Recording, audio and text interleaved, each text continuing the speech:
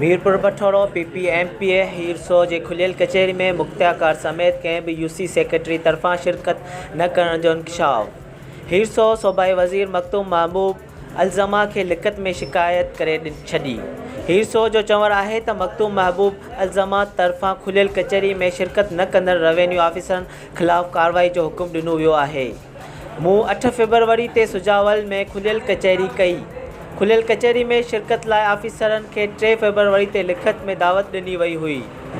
हीरसो मूजिब दावत बावजूद मुख्तियार मीरपुर बठोरो अब्दुर्रज़ाक सुमरो शिरकत न कई। खुलियल कचहरी में तहलके जे कंहिं बि UC सेक्रेटरी शिरकत न कई। PMPA मूजिब ऑफिसरनि इंतहाई गैर ज़िम्मेदारी जो मुज़ाहिरो कयो। खुलियल कचहरी में न ईंदड़ रेवेन्यू ऑफिसरनि ख़िलाफ़ कार्रवाई कई वञे। हीरसो जी शिकायत ते मखदूम महबूब अलज़मा जो senior member board of revenue खे हुकुम ॾिनो वियो आहे।